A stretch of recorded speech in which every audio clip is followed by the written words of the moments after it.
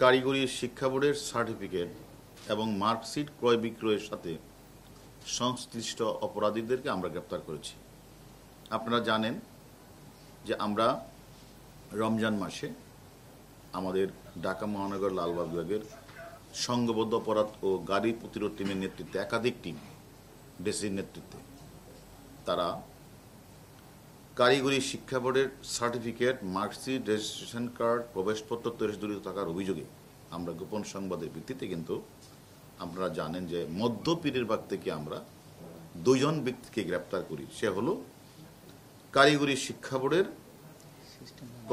System analyst M Shamsuzzaman এবং একই প্রতিষ্ঠানের আরেকজন বর্তমানে শামসুজ্জামানের ব্যক্তিগত বেতন সরকারি ফয়সাল আমরা গ্রেপ্তার করি।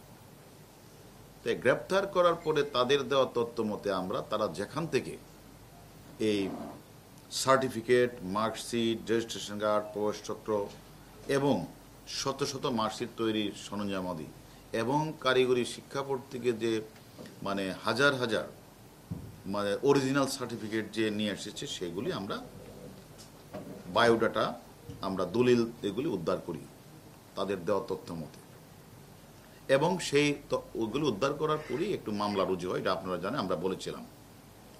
মামলার প্রেক্ষিতে আমরা তদন্ত শুরু করি। তদন্ত শুরু করার পরে এই আসামিদের জিজ্ঞাসাবাদ করার ফলে এক পর্যায়ে সে বললেন যে এটার সাথে তাদের কাছ থেকে এই সার্টিফিকেটগুলি বেশিরভাগ ক্রয় বিক্রয় করে কুষ্টিয়া জেলার সদর থানার গড়াই সার্ভে ইনস্টিটিউটের পরিচালক সানজিদা আক্তার কলি, আমরা কলিকে গ্রেপ্তার করি।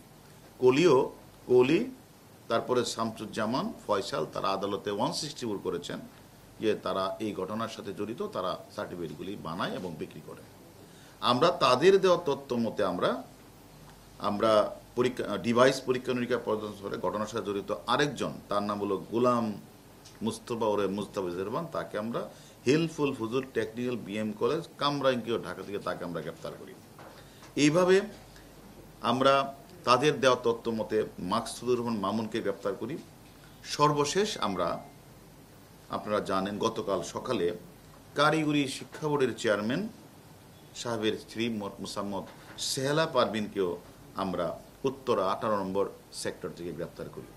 এবং তাদের সকলেরই কথা মতে একটা মানুষ যে সিস্টেম অ্যানালিস্ট, সে যে তাদের যে ওয়েবসাইট, সরকারি পাসওয়ার্ড অথরাইজেশন কে ব্যবহার করবে, এটা ব্যবহার করার কথাটা হলো যে কোনো শিক্ষা প্রতিষ্ঠানের বা ছাত্রছাত্রীদের তথ্য সংযোজন, বিয়োজন, পরিবর্তন সংক্রান্ত নিবেদনের ফোকাল পার্সন হলো শিক্ষা মন্ত্রণালয়ের চেয়ারম্যান বা পরীক্ষা নিয়ন্ত্রক।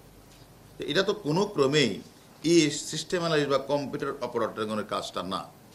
তাহলে সিস্টেম অ্যানালিস্ট বা কম্পিউটার অপারেটর যে প্রতিষ্ঠানের যে নির্দেশ, কঠোরভাবে তারা গোপনীয়তা বজায় রেখে এই সংবেদন কাজগুলি করবেন।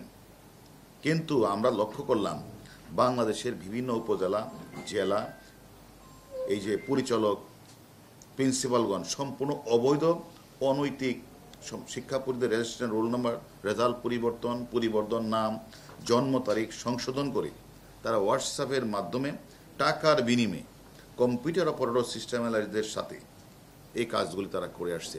এবং আমরা এই প্রতিষ্ঠানের দুর্নীতিপরায়ণ 25-30 জনকে শনাক্ত করা হয়েছে, যাদেরকে আমরা তাদের নাম নাম্বার আমরা পেয়েছি, আমরা তাদেরও গ্রেপ্তার করব। এরকম 25 জনের নাম আমরা পেয়েছি।